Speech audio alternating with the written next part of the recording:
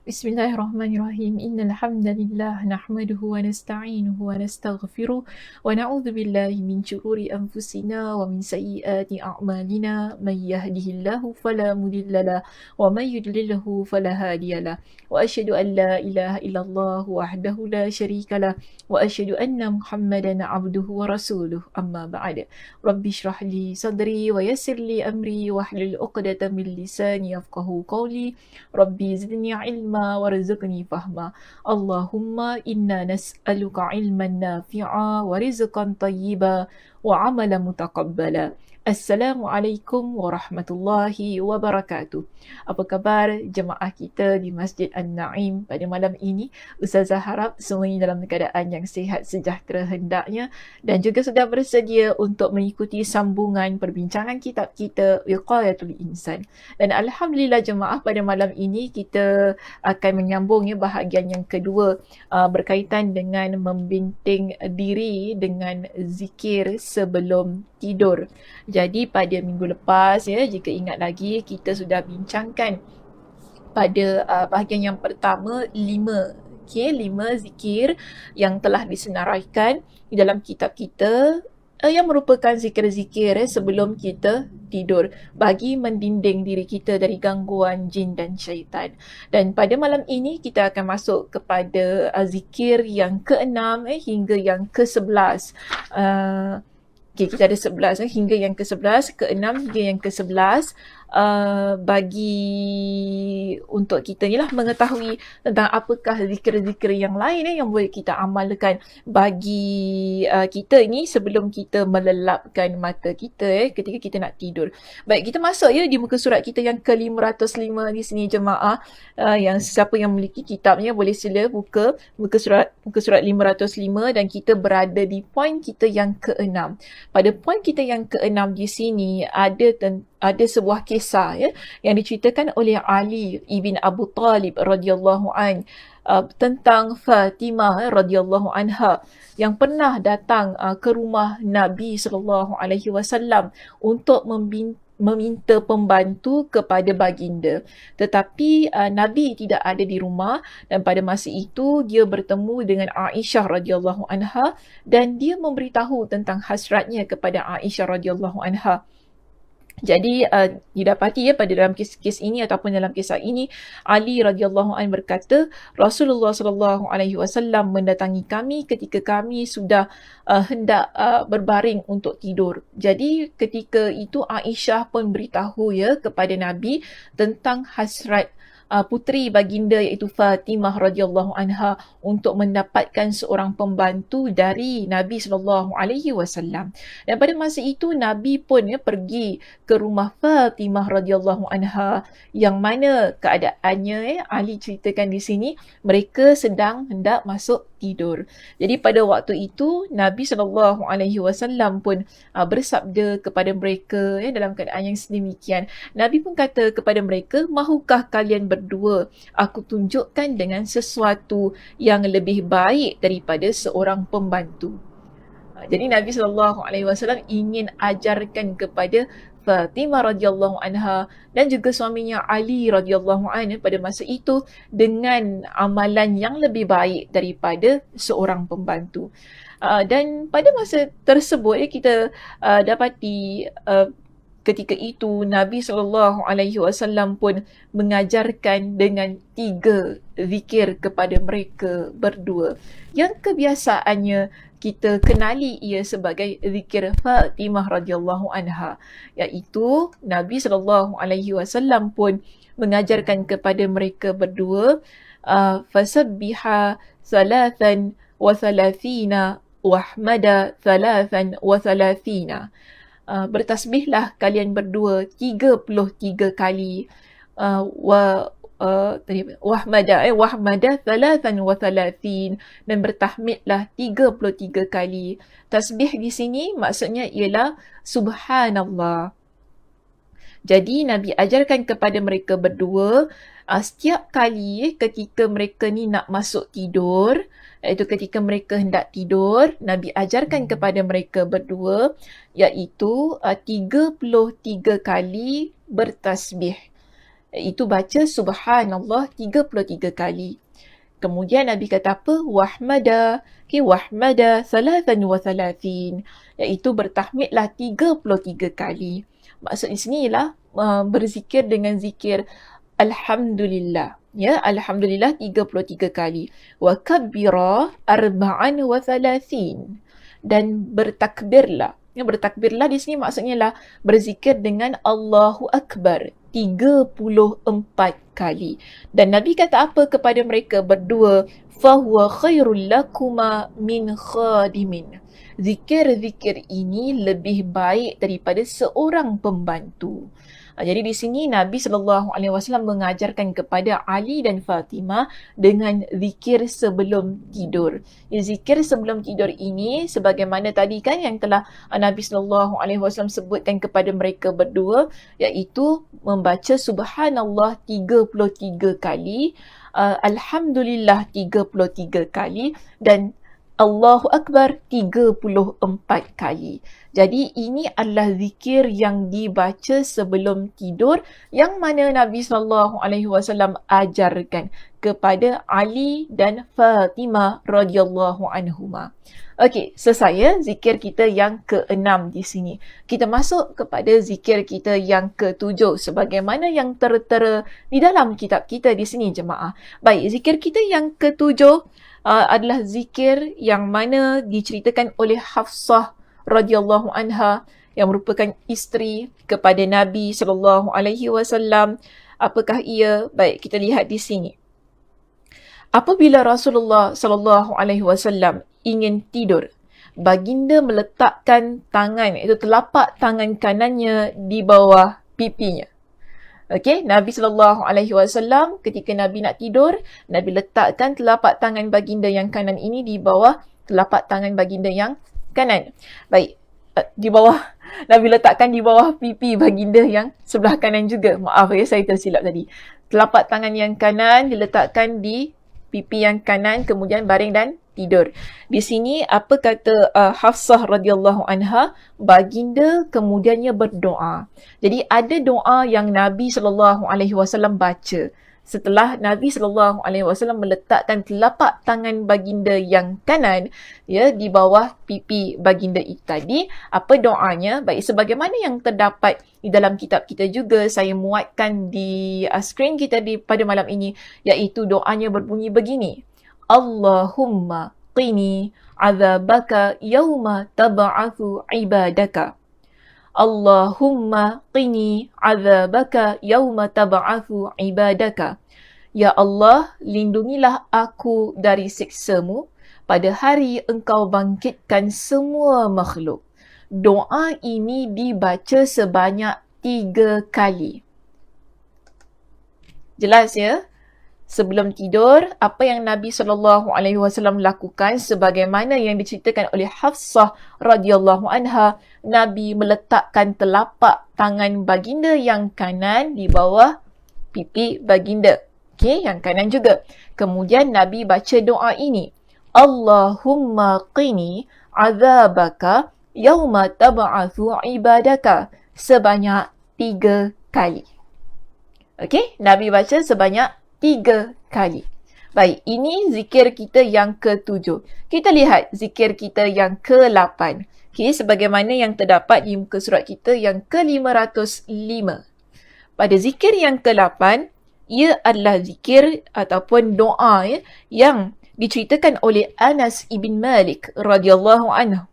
Yang mana dia berkata, apabila Rasulullah SAW baring di atas tilamnya, di tempat pembaringannya, baginda mengucapkan. Jadi ada doa yang baginda panjatkan kepada Allah Subhanahu Wa Taala ketika Nabi SAW baring sebelum tidur.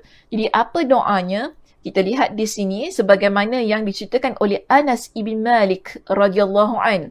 Dia kata Nabi pun baca doa Alhamdulillahillazi at'amana wa saqana wa kafana wa awana fakam mimman la kafiya lahu wa la mu'wiya. Boleh dapat doanya? Sekali lagi ya, Ustazah baca. Alhamdulillahilladzi at'amana wa saqana wa kafana wa awana. Fakam mimman la kafiya lahu wa la mu'wiya. Maksudnya di sini, segala puji bagi Allah yang telah memberi kami makan dan minum, serta mencukupi keperluan kami dan memberikan kami tempat berlindung. Kerana berapa ramai orang yang tidak mempunyai kecukupan, yakni keperluannya tidak cukup dan tempat berlindung. Jadi ini adalah doa yang Nabi SAW panjatkan sebagai rasa kesyukuran baginda kepada Allah Subhanahu Wa Taala pada makanan yang telah diberikan. Maknanya pada hari itu cukup makannya, cukup minum, kemudian ada keperluan-keperluan yang telah yang dapat diselesaikan oleh kita ada tempat perlindungan, alhamdulillah, ada tempat tidur, alhamdulillah. Kerana apa? Dalam doa ini kan kita bersyukur kepada Allah kerana kita tahu dalam keadaan kita berkecukupan itu ada ramai orang yang tidak berkecukupan dan mereka tidak ada tempat perlindungan. Ini hadis adalah riwayat Imam Muslim. Ya, Masya Allah, Barakallah, cantik doanya. Sebagai bentuk kesyukuran kita, sebagai satu muhasabah kita pada setiap malam ketika kita hendak tidur. Kerana kadang-kadang mungkinlah ya jemaah kita ini kurang mensyukuri setiap hari yang telah kita lalui. Jadi pada setiap kali kita nak tidur itu, ini sebagai satu bentuk muhasabah ya untuk diri kita. Alhamdulillah, sepanjang hari ini kita ada makan, sepanjang hari ini ada yang kita minum, kan kita ada tempat perlindungan. Apa-apa perkara yang kita nak selesaikan, Alhamdulillah ia dapat diselesaikan. Kerana kita tahu ya dalam kehidupan ini ada ramai orang yang mana mereka tidak ada makanan, tidak ada minuman, tidak ada tempat tinggal dan mungkin ada urusan-urusan mereka yang tidak dapat diselesaikan. Jadi doa ini kita panjatkan kepada Allah Subhanahu Wa Taala sebagai satu bentuk muhasabah untuk diri kita. Alhamdulillah, Allah Subhanahu Wa Taala memberikan kepada kita dengan segala kecukupan dan keperluan, juga tempat tinggal untuk kita.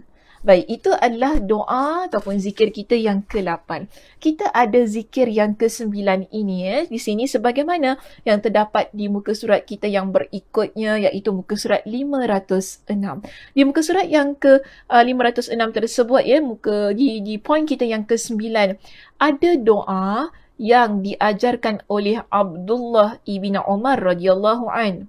Jadi pada doa ini dikatakan bahawa Abdullah ibn Umar radhiyallahu anhuma dia menyuruh seorang lelaki apabila dia nak baring. Jadi lelaki ini ketika dia nak baring di atas tilamnya berdoa.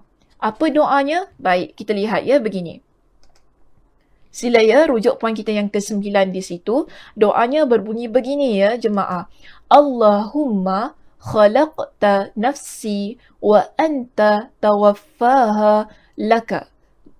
Wa anta tawaffaha laka mamatuha wa mahyaha. In ahyaitaha fahfazha wa in amattaha faghfir laha.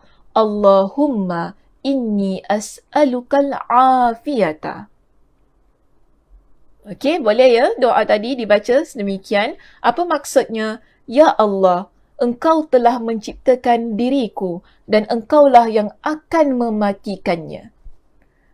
Jadi ketika kita nak tidur itu, kita baring di katil kita. Kemudian kita baca doa ini. Ya Allah, Engkau telah menciptakan aku dan Engkaulah yang akan mematikan aku. Kemudian apa yang kita doa di sini? Matiku dan hidupku hanyalah untukmu. Okey? Matiku dan hidupku hanyalah untukmu.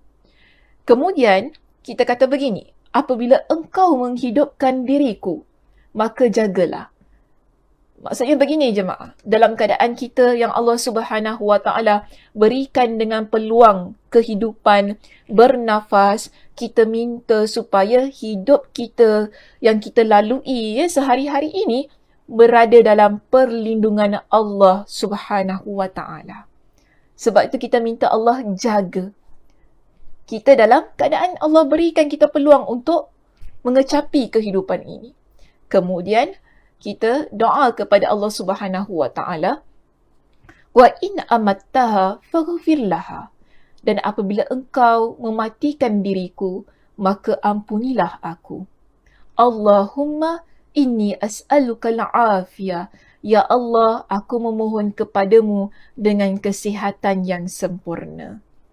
Ya, doa ini juga cantik ya jemaah, kita lantunkan ya sebelum kita nak tidur itu sebagai satu bukti bahawa kita, hidup kita, jiwa kita berada dalam kekuasaan dan genggaman Allah Azza wa Jal. Hidup dan mati kita ialah untuk Allah. Hidup dan mati kita berada di tangan Allah. Maka sebab itu kita minta kepada Allah dalam keadaan Allah Subhanahu wa taala memberikan kepada kita dengan kehidupan. Allah berikan perlindungan. Antaranya ialah perlindungan dari kejahatan jin dan syaitan. Dan juga kita doa di sini kan agar Allah Subhanahu wa taala memberikan kepada kita dengan keampunan apabila Allah Subhanahu wa taala ingin takdirkan kita dengan kematian. Dan kita juga minta kepada Allah supaya Allah memberikan kepada kita dengan kesihatan. Ya Allah berikan kepada kita dengan nikmat kebaikan-kebaikan dalam kehidupan kita.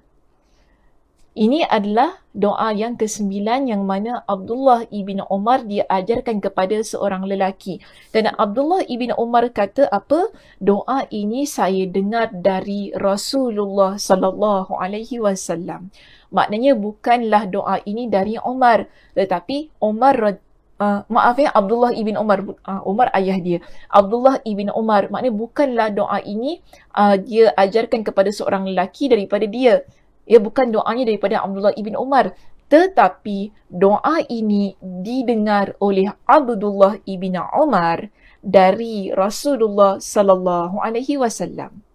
Baik, seterusnya kita ada doa kita yang kedua terakhir di sini, iaitu doa yang ke-10. Agak panjang ya jemaah doa kita yang ke-10 di sini, yang mana doanya dari Abu Hurairah radhiyallahu anhu berkata, saya mendengarnya dari Abu Hurairah radhiyallahu anhu berkata, apabila Rasulullah sallallahu alaihi wasallam baginda baring di atas katilnya untuk tidur, di atas tilam ni tempat pembaringan ni untuk tidur. Jadi baginda ada berdoa. Ya, doa ini agak panjang di sini. Kalau kita lihat dalam kitab juga ada diletakkan doanya. Baik, di sini saya juga letakkan doanya. Bagaimana bacaan doa ini jemaah? Begini. Allahumma rabbas samawati wa rabbal ardi wa rabbal arshil azim. Rabbana wa rabba kulla syai'in Rabbana wa rabba kulli syai'in faliqal habbi wan nawa wa munzilat tawrati wal injil wal furqan. A'udzu bika min syarri kulli syai' anta akhidhun binasiyatihi. Allahumma antal awwalu falaysa qablaka syai' wa antal akhiru falaysa ba'daka syai' wa antal zahiru falaysa fawqaka syai' wa antal batinu falaysa dunaka syai' iqdi 'anna ad-daina wa aghnina minal faqri. Jadi ini doa yang Nabi SAW baca ketika Nabi hendak tidur itu tadi. Sebagaimana yang diceritakan oleh Abu Hurairah radhiyallahu an. Apa maksudnya di sini?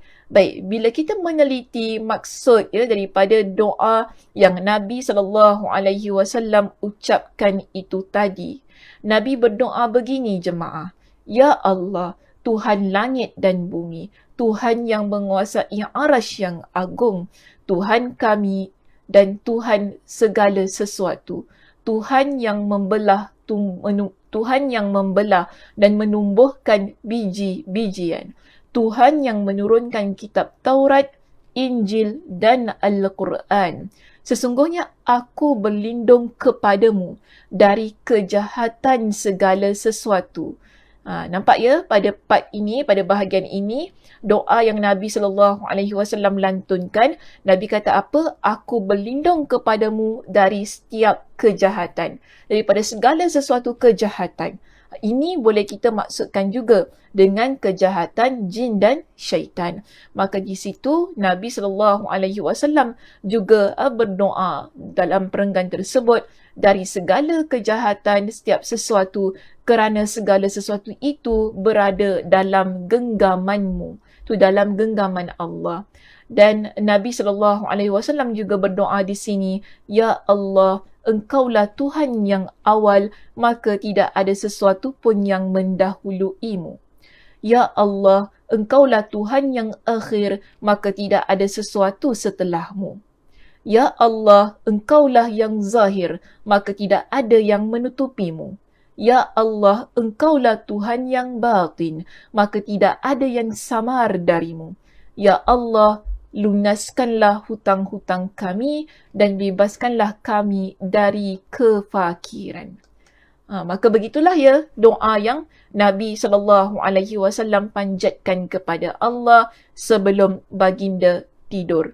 Dan ini sebagaimana yang disebut oleh Abu Hurairah radhiyallahu an, dan doa ini terdapat dalam kitab riwayat Imam Muslim, dalam kitab Sahih Muslim, kerana ia merupakan hadis riwayat daripada Imam Muslim. Baik, seterusnya kita ada doa yang terakhir di sini. Doa yang terakhir juga agak panjang sebagaimana doa kita yang ke-10.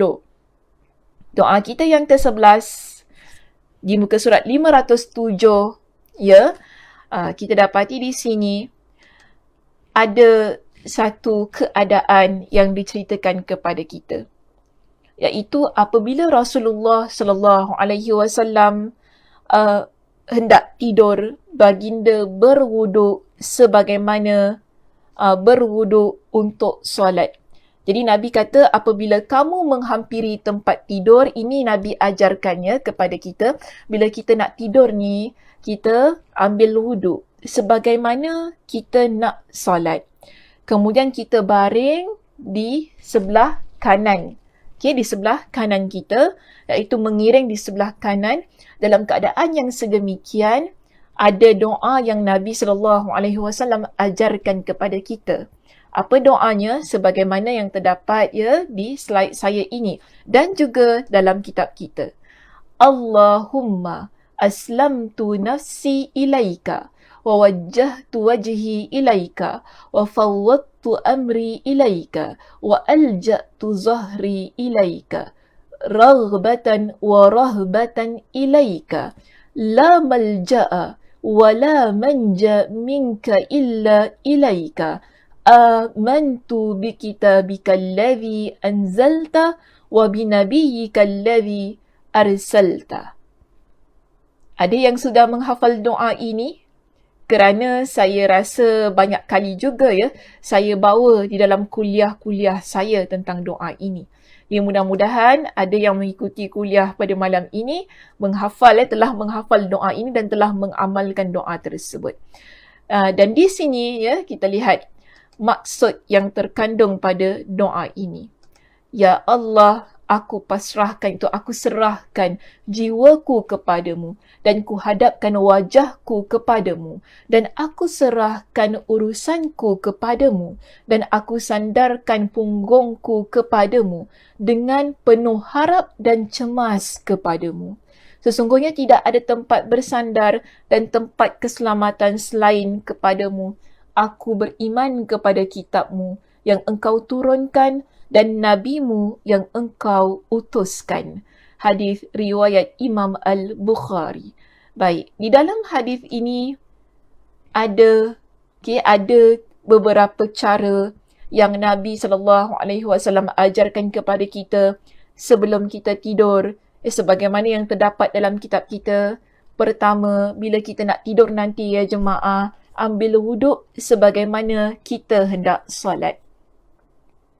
Kemudian kita baring di atas katil kita dengan keadaan yang mengiring di sebelah kanan kita. Seterusnya, kita baca doa ini. Nanti boleh rujuk kembali ya doanya. Saya tidak mahu baca sekali lagi. Namun yang penting nanti boleh dirujuk kembali doa ini. Ada juga dalam kitab kita. Namun saya tahu dalam kitab kita ni ada lafaz-lafaz yang tidak ada sebagaimana di slide saya. Tak mengapa, kedua-duanya betul. Boleh saja untuk amalkan sebagaimana yang terdapat dalam kitab ataupun yang ada di slide saya ini. Kedua-duanya boleh. Tidak menjadi masalah. Yang penting di sini ialah bagaimana kita beramal menepati sunnah yang telah ditunjukkan oleh Nabi SAW itu tadi. Jadi di sini ya jemaah, kita lihat ada banyak cara, ada banyak doa yang boleh kita amalkan sebelum kita tidur. Yang mana doa-doa ini, ya, bila kita baca, ia merupakan doa yang mendekatkan diri kita kepada Allah Subhanahu wa taala. Apabila seseorang insan dia dekat kepada Allah Subhanahu wa taala, di sini kita yakin insan tersebut dijauhkan dari gangguan jin dan syaitan yang cuba mengganggu kita ketika kita tidur. Jadi pentingnya di sini, mengapa Nabi SAW mengajarkan kepada kita dengan doa dan zikir-zikir tersebut. Kerana kita lihat di sini ada 11 zikir yang telah kita pelajari. Ada banyak sekali. Maknanya Nabi SAW ingin mengingatkan kepada kita betapa pentingnya kita ni sebagai hamba Allah. Ketika saat kita nak tidur pun, kita diperintahkan agar kita banyak mengingati Allah Azza wa Jal. Ia bukan semata-mata untuk mendinding diri kita daripada gangguan jin dan syaitan, jemaah. Tetapi dalam setiap zikir ini sebenarnya ingin mengingatkan kepada kita, ingin mengajarkan kepada kita betapa pentingnya seseorang yang bernama Muslim dan Muslimah. Iaitu kita ni sebagai seorang yang beriman kepada Allah, kepada Rasulullah, kita ingat kepada Allah Subhanahu wa taala dalam keadaan kita nak tidur itu tadi. Dan di sini ada ayat-ayat atau ada doa-doa yang mana kita memohon kepada Allah agar Allah berikan perlindungan kepada kita. Dan alhamdulillah ya, apabila kita mengamalkan doa-doa dan zikir-zikir ini, ia merupakan cara untuk kita mendinding diri kita daripada perkara-perkara yang tidak baik. Maka apa yang perlu kita lakukan sekarang ini ialah beramal dengan apa yang telah kita pelajari. Kita dah baca tadi setiap doanya. Dalam bahasa Melayunya juga saya ada letakkan di situ maksudnya. Kita dah memahami dan ada pada doa-doa ini yang Nabi SAW juga sertakan dengan cara untuk mengamalkannya. Contoh kan tadi pada zikir kita yang ketujuh, bagaimana caranya Hafsah memperlihatkan kepada kita Nabi meletakkan telapak tangan baginda yang kanan ke pipi baginda, lalu baginda membaca doa tersebut. Kan begitu juga dengan yang terakhir itu tadi, maknanya kita mengambil wuduk sebelum kita tidur, duduk ataupun baring pada bahagian mengiring di sebelah kanan. Lalu kita baca doa ini sebagai bentuk penyerahan diri kita kepada Allah Subhanahu wa taala. Maka begitulah keadaannya kita ini sebagai seorang yang beriman kepada Allah, sebagai seorang Muslim. Bermakna setiap keadaan, setiap ketika kita serahkan diri kita kepada Allah Azza wa Jal.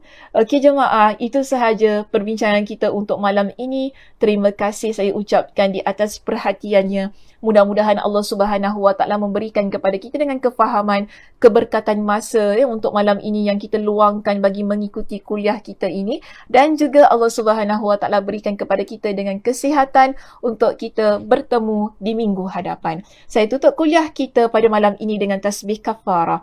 Subhanakallahumma wa bihamdika asyhadu an la ilaha illa anta astaghfiruka wa atubu ilaik. Assalamualaikum warahmatullahi wabarakatuh.